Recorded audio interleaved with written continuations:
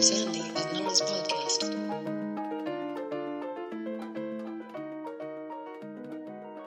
Hey, Nora. Hey, Sandy.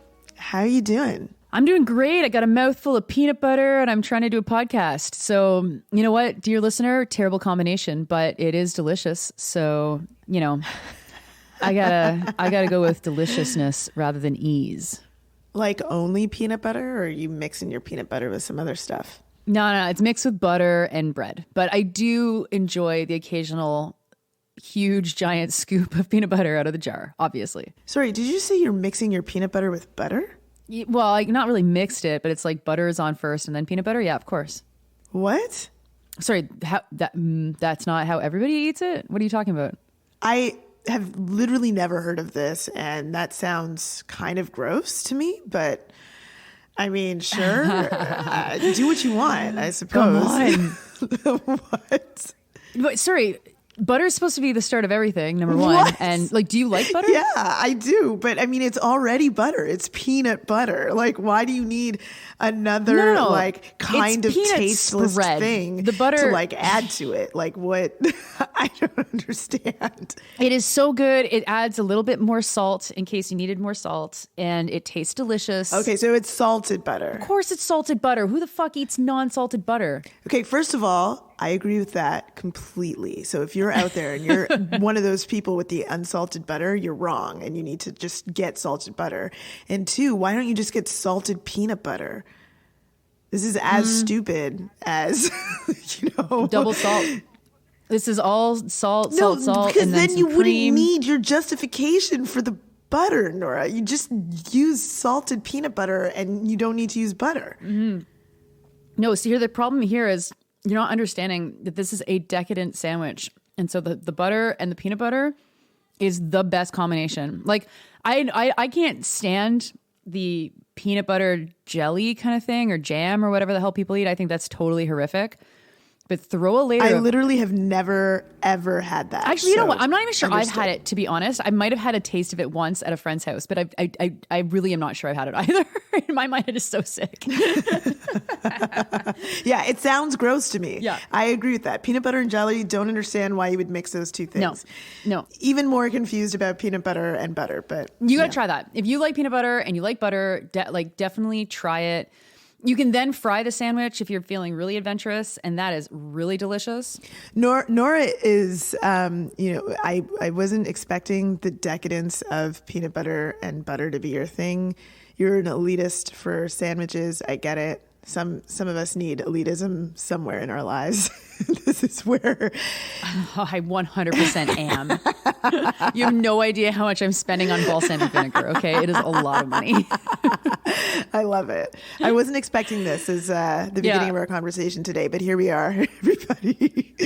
Jar of olives open all the time, sun-dried tomatoes always sitting there, advanced crackers. I mean, you have to spend money on good food if you don't spend money on anything else, like me. All right. I hear your opinion. Man. Okay, well, speaking of decadence, how are you?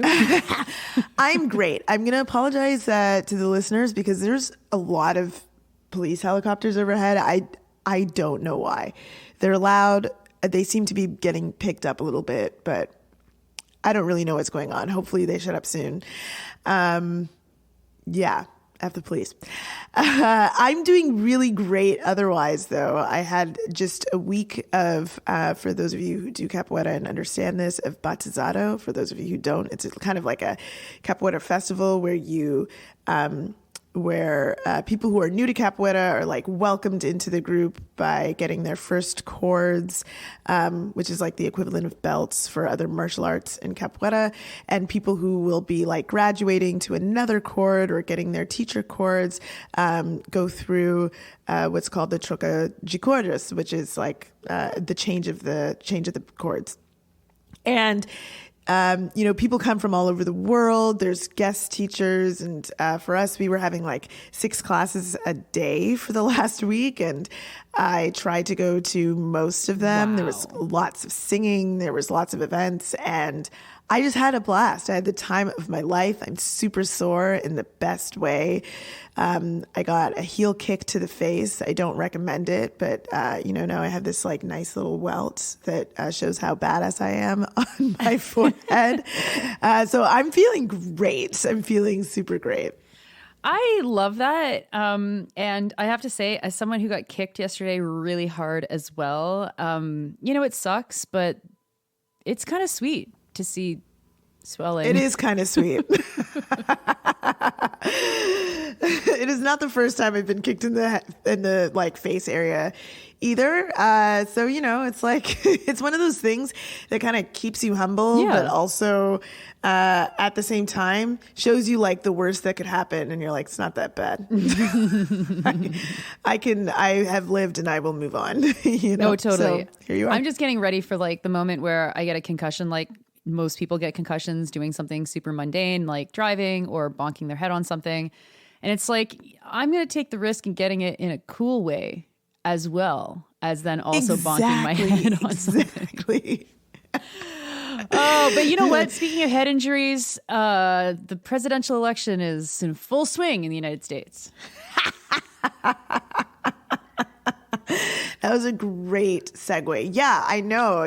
Like I go to CBC News today. I go to the top stories, and it's all American news. So I'm just like, great, more evidence that Canada is a fake country. But yeah, it seems like while I was out there kicking and like not paying attention to much things, many things happened.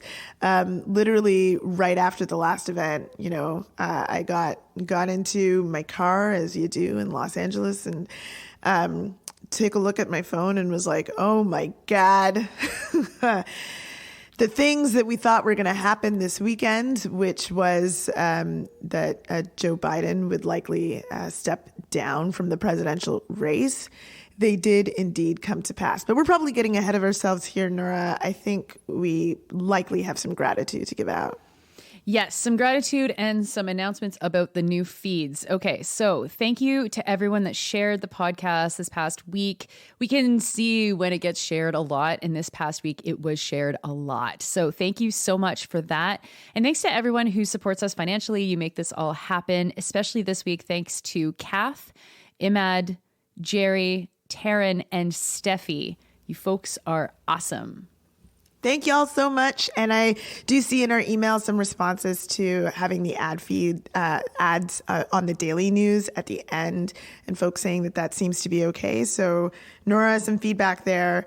So, we're going to go forward and try that as we said that we would.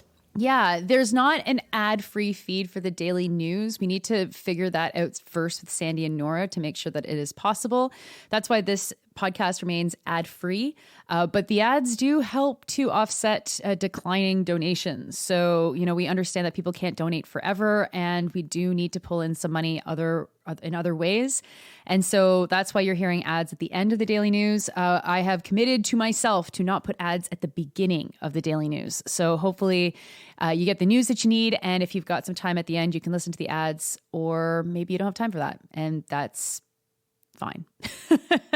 For everybody looking for the feeds, it should be out now in all of the major distributors. If you go to the Sandy and Nora podcast world at Apple Podcasts, you will be able to find both feeds. They are now in their own home as part of a new Sandy and Nora space at Apple Podcasts. And I also heard from folks looking for Spotify. We are also up at Spotify. Just look for Sandy and Nora, the Daily News, or just look the Daily News and look through some of the options, and you should not have too much of a difficult time finding it. If you do, I guess, message us. We'll keep trying to share this stuff around as well. But I can see that there are a lot of people that need to shift over. Several thousand people need to shift over. You have a couple weeks left to do this. Of course, we're taking August off, and then we're going to launch in September with the two feeds totally separated. So do yourself a favor, get to the new feed now. And if you're still looking for it at like Pocket Cast or iHeartRadio, we're still working through those other kinds of distributors. Hopefully in the next week, you will find us there too. Yes, and just to remind you, Nora did just say it, we are taking August off. And so this is our second last episode before we, take our little break. So next week will be our last. So prepare yourselves for the lack of Sandy and Nora in your lives, but it's just temporary. We will be back in September. Yeah, and we're also looking to figure out some live shows in the fall and winter. So get at us if you want to help make that happen in your city. At this point, the biggest thing that you can do to help us is if you had access to money, because we can find venues and that kind of thing pretty much anywhere in Canada. But our hope is that we'll be able to do a couple more shows with John Camille Farah in different cities. And Sandy, I haven't said this to you yet, but I'm feeling like we might make it back to Vancouver before the end of the year. It's just a feeling I have, but I don't know. Could you be feeling that too? I don't know. I'm into Vancouver. I could do Vancouver. Yeah, let's try to make it back to Vancouver. Vancouver, we're coming for you. Right. There you go. You're here to hear first, and now I have to go find a venue. Okay. So that's all really excellent, fun, exciting, optimistic news. Sandy, do you have any depressing, not fun, Simpsons level Kang and Kodos news coming from the United States? Sorry, you cut out. Say that one more time. Symptom level you're saying Kang I cut and out. Coda? Is that what you said? You're saying I cut out Coda? because you're being polite. I said Kang and Kodos, which is a Simpsons reference, which I know you will not get. Oh, you said Simpsons. Okay. You said all sorts of words that made no sense to me. And so the answer to your question is what? I'm leaving that there for the Simpsons fans. There is a presidential election that these things are always consequential. Presidential elections are a big deal, but it certainly feels like an even bigger deal in the decline of American hegemony worldwide. What is going on in your adopted country? Bro, you're asking me to figure that out? You want me to answer that question? Yeah. I'm looking around like, is everybody okay?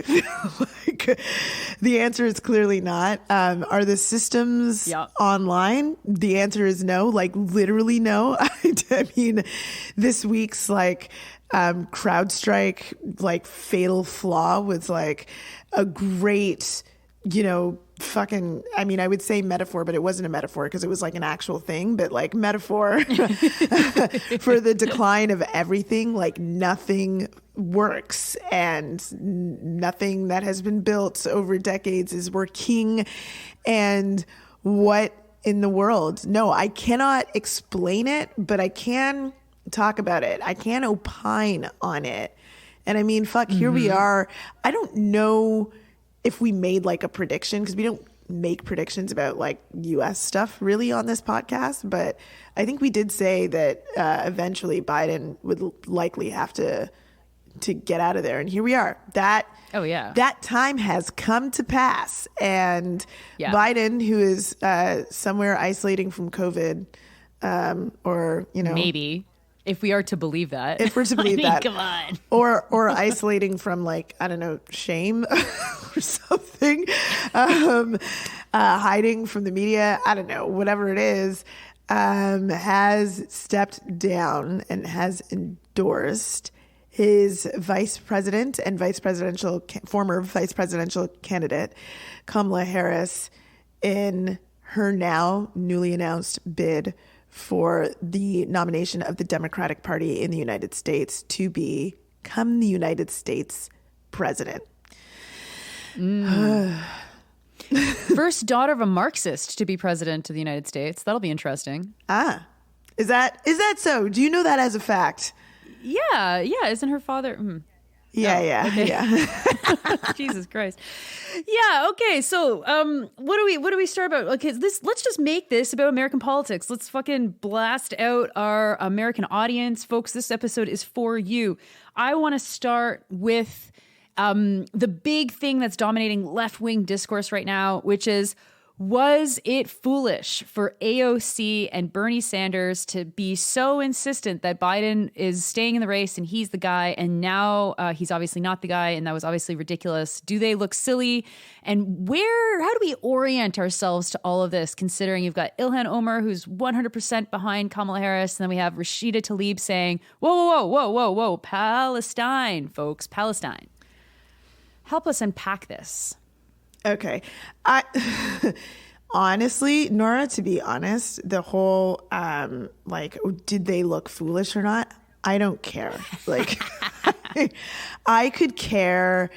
I literally could not care any less. It is the weakest of conversations that could be had right now, and it doesn't really matter. What I think is instructive, though, at this point, is that we're often told that things are set in stone and they cannot change. And so we are bound to accept the things that we do not like. You know, like Biden may not be the greatest nominee, but he's the one that we've got.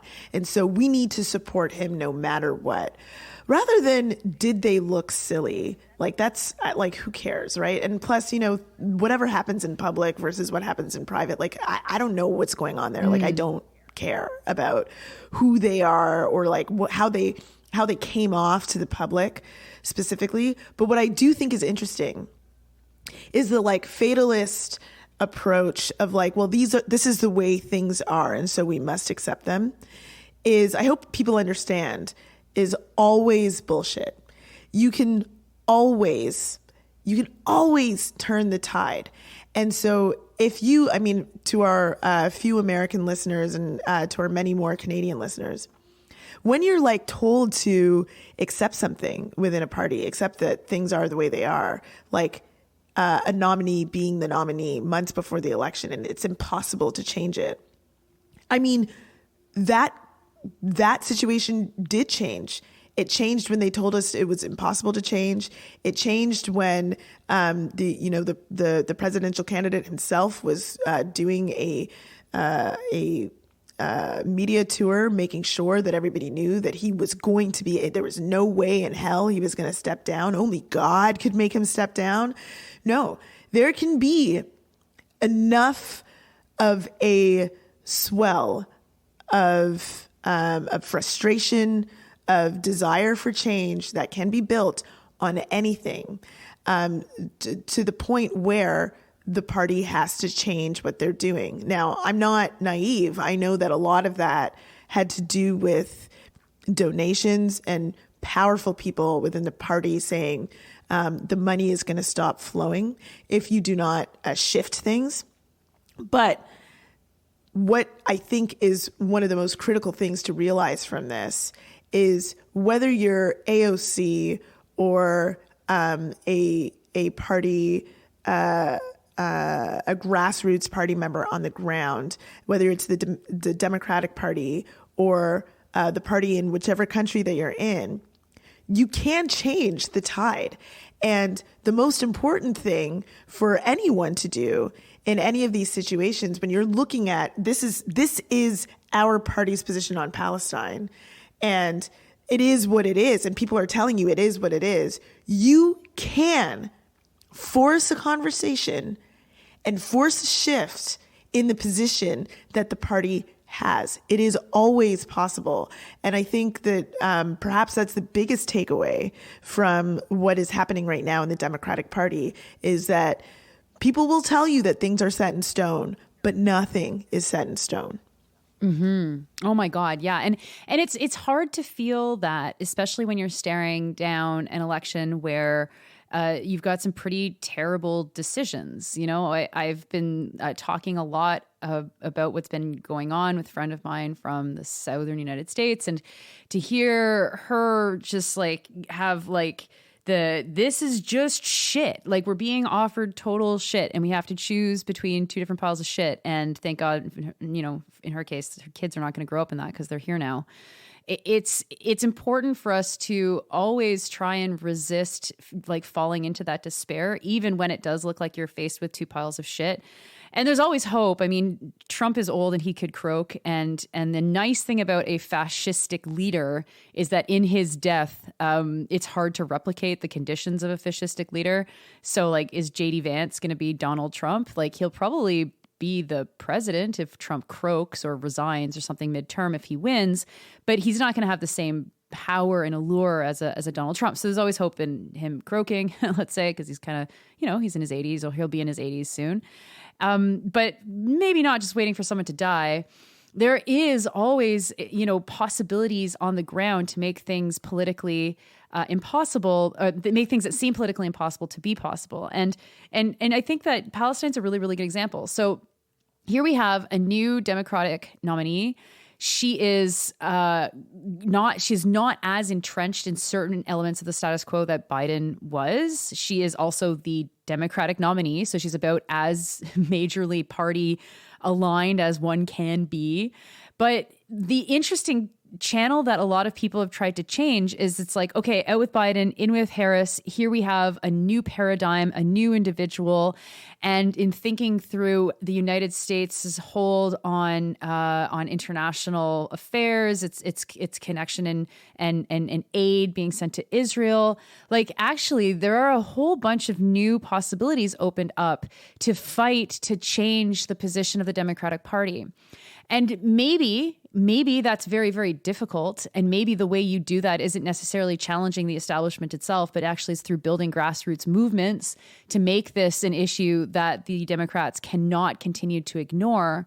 But we have to be very, very careful that the channel isn't turned so much that this is like, well, that like the Zionism of the Democratic Party is out with Biden. And now we have Harris, who's got a different perspective, maybe less Zionist, right? I mean, of course, she's a Zionist.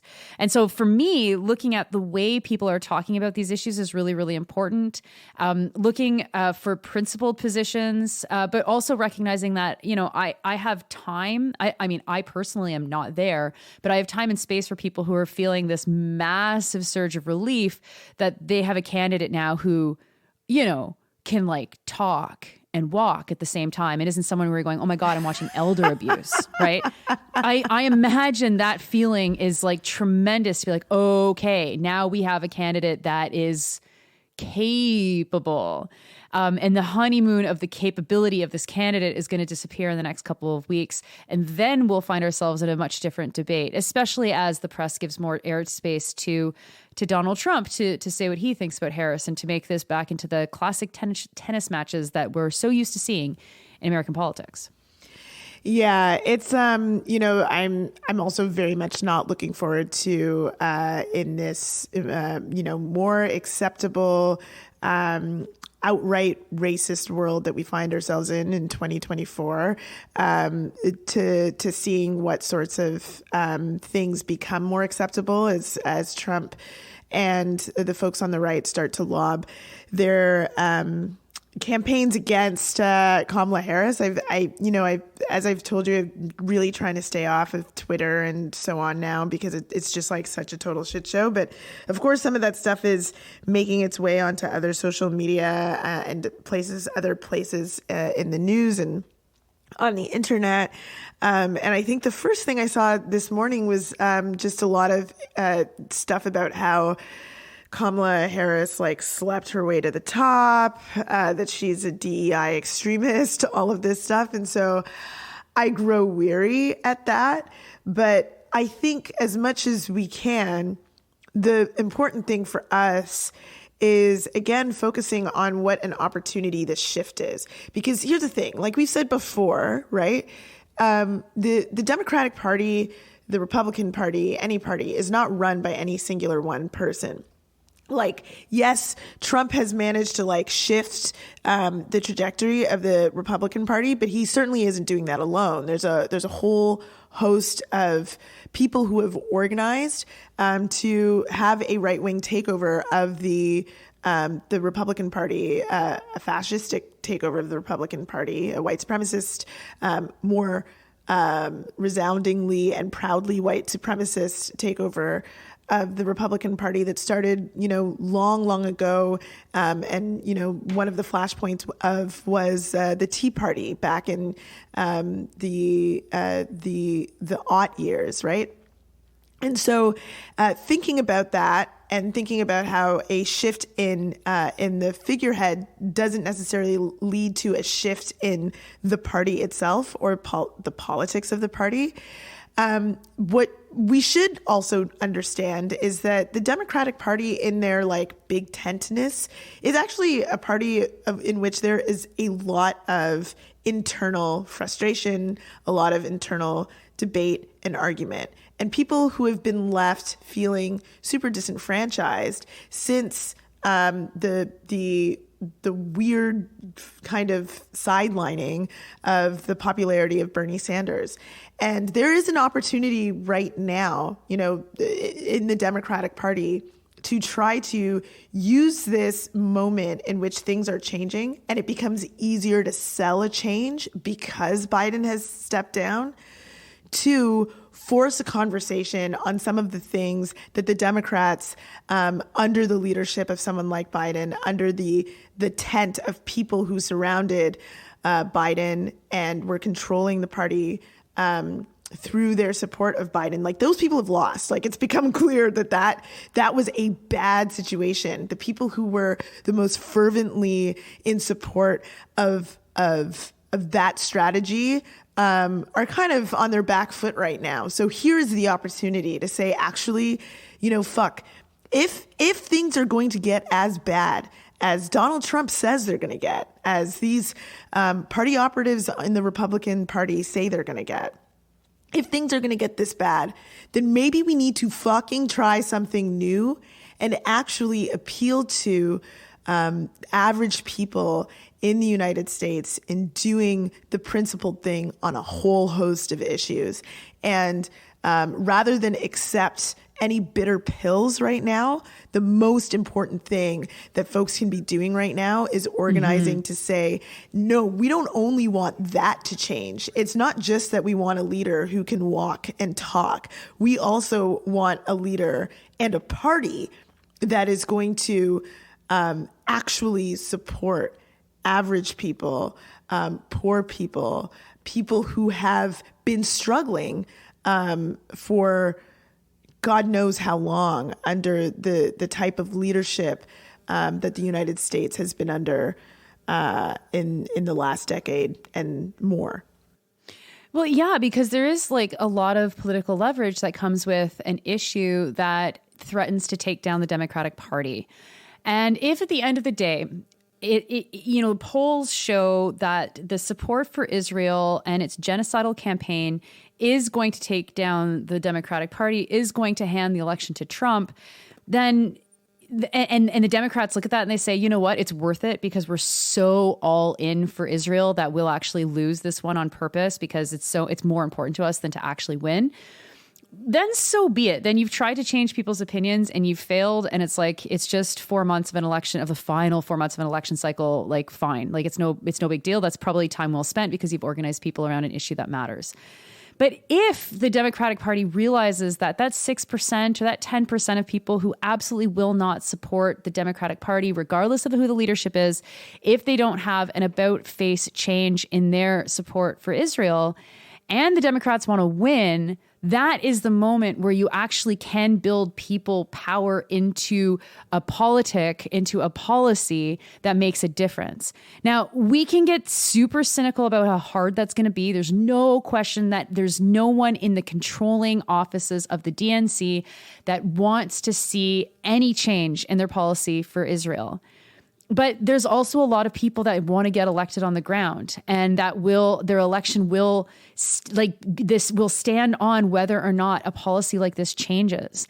And so, the memes are fun and funny, and people should make fun of the Democrats, and you can make fun of Harris for being a cop and for being a Zionist and all these things that are totally true and totally worth making fun of.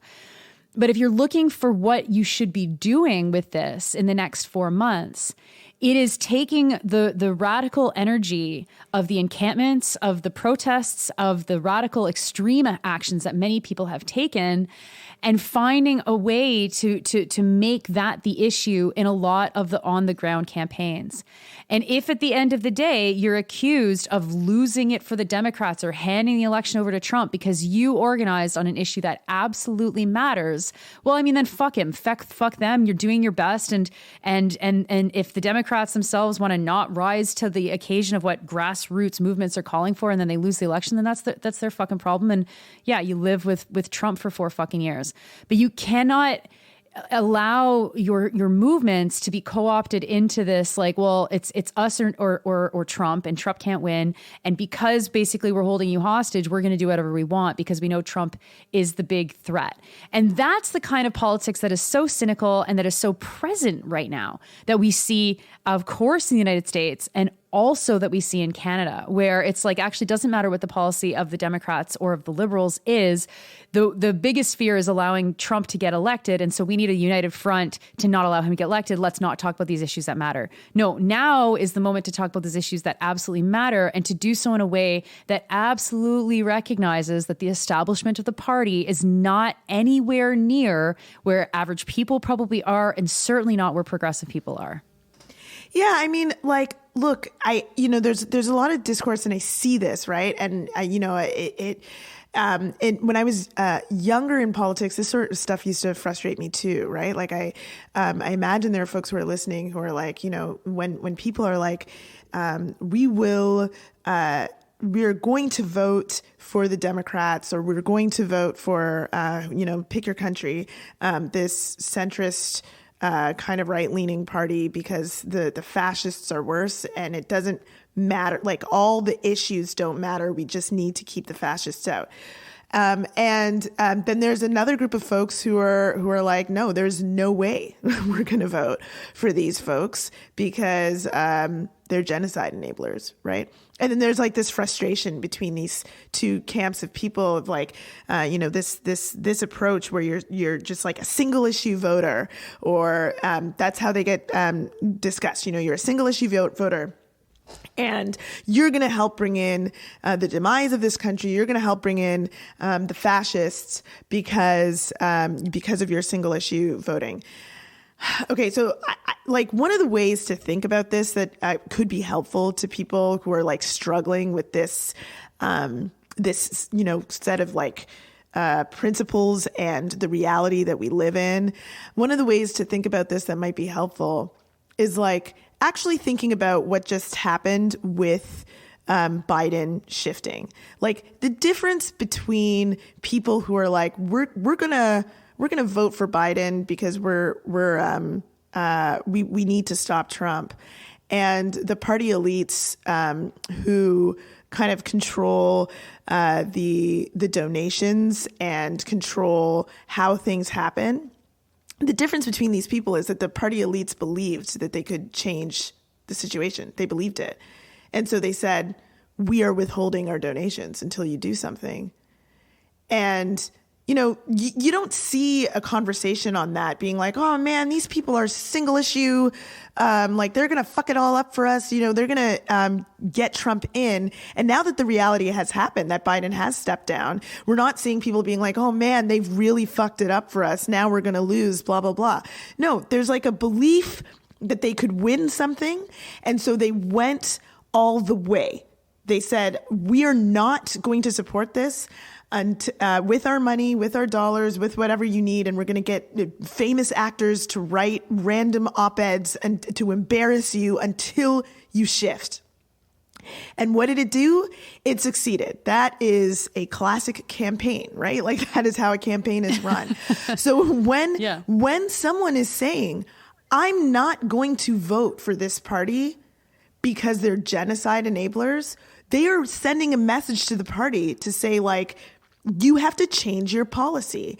And the important thing that we should be doing is organizing as much as possible, op-eds, donations, media blitzes, encampments, whatever it is, to make it impossible for the party the organization for that matter, if that's what you're dealing with in your life, to making it impossible for them to not shift, to not at least address what it is that your most important issues are. It's not about whether you're like fatalist or not. Anything can change. When someone is saying, I am not going to do this, I'm not going to enable this party to continue being a genocide enabler or being a fucking elder abuser, whatever it is, right? When someone is saying that they're not going to allow that to continue and this is the action they're going to take as a result or the non-action they're going to take as a result, that should be seen as part of a campaign. It should be a part of a campaign to shift the way that politics continues to happen. Mm-hmm. I don't know, Sandy, did you see this article in The Atlantic that was published this past week by someone who we both know, Arash Azizi? Oh, no. Yeah, Arash. Hey, man, what's up? The article's not very good. It's called The Left's Self-Defeating Israel Obsession. And Arash goes into the argument that the left in the United States is doing itself a big disfavor by focusing so much on Israel. And he writes, the obsessive anti-Israel maximalism of this section of the American left is bewildering. Domestic concerns long ago superseded internationalism for this group, and it's hard to imagine the same people caring this much about any other foreign policy issue. What accounts for this? Now, the article is pretty elementary in its analysis and throws around a lot of tropes, but I find it really instructive to see the way in which the Palestinian solidarity movements are demonized in this like very sophisticated kind of whataboutism. I don't mean it's actually sophisticated, but it's like in the pages of The Atlantic. So it's like by definition, a kind of sophistication.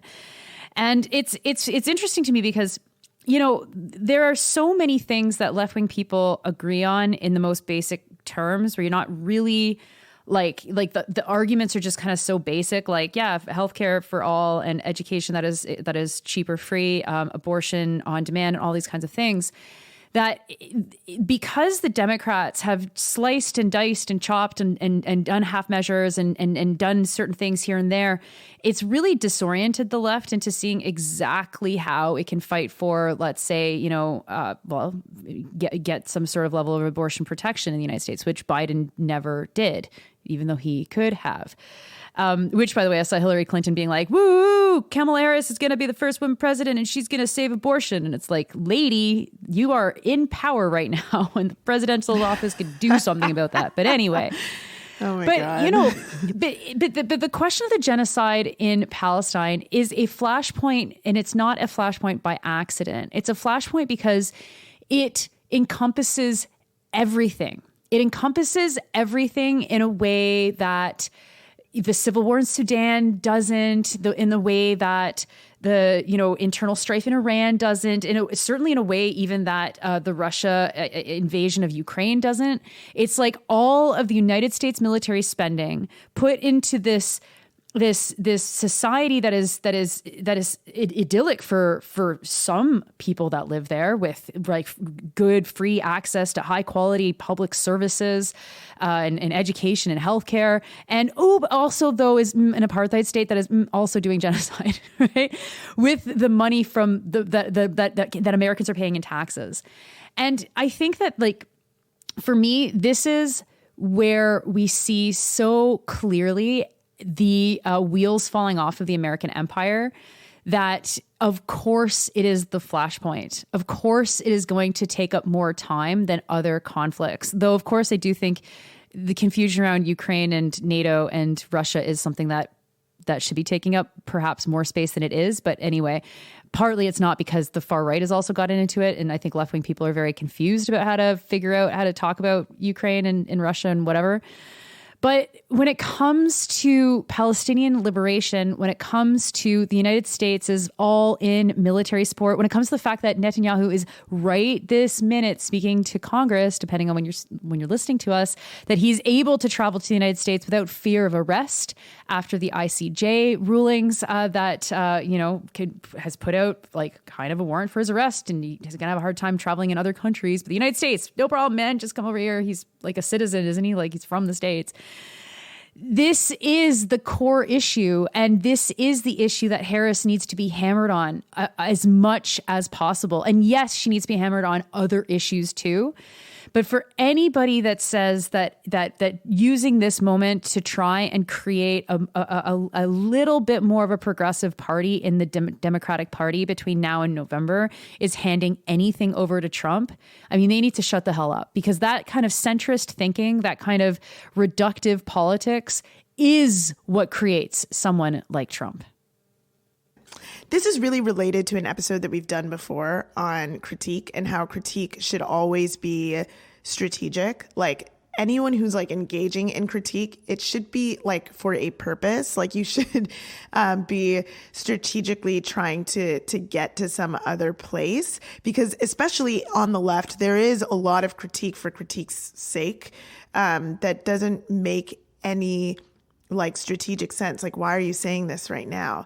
And when you take a look at what that looks like from the right, they don't have as much people making these sorts of critiques that aren't strategic.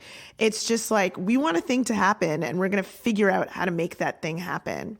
And I don't know why we can't just, instead of like being like, perhaps these people need to, the people who are really concerned about genocide need to, contain themselves and, put on, their adult pants and think about this in practical ways. Like, what is helpful about that actually at this point? Like, why is that a necessary conversation that needs to happen out in the world? Like, sure, if you want to have like a strategic conversation about policy or whatever, have it in your party or have it in your organizations, whatever.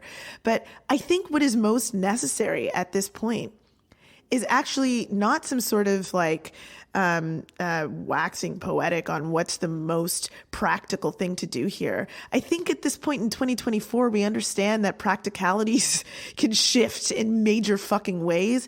And whatever we're told is impractical is just by design. It's by somebody's choice to not go forward, or by our own like self-policing of ourselves to try to not be too radical or too forward or too demanding of whatever it is that we actually deserve, what we actually desire, what is right for folks. And like, again, especially at this moment, in a moment of political opportunity, it's the most important thing, whether we are talking about genocide, whether we are talking about immigration, whether we're talking about healthcare, there's so much policing. Like, there's so much.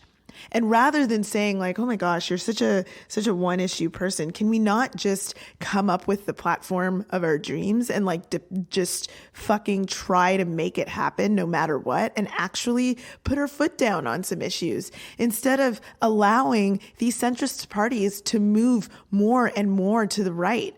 Because this sort of fucking being more practical at all times, being rational, reasonable, whatever language we want to use to try to make ourselves, to try to convince ourselves that it's okay for us to take these ridiculous compromises again and again and again. Where has it left us? It's left us with very, very little options by the way of left-wing, actual progressive, actually principled policymakers who espouse our ideas. I'm like over that. I hope that there are other people who are fucking over that. Like, can we not instead try to force our organizations political parties, the fucking mass will of the people to not accept any longer these compromises and to say, actually, this is where the line is going to be drawn. We are not okay with this, and we demand that you change. Whether that is in terms of a leader who is obviously not fit to lead, or if it's in terms of a leader who should no longer fucking be there. Jagmeet Singh, Justin Trudeau, whomever, like we can say like, this isn't working out, and we want somebody new who's going to espouse these ideas. And this is why it's okay for us to say that. And in fact, I think at this moment in 2024, that's what we are being called upon to do. No more fucking critiques for critique's sake. Let's fucking demand some action.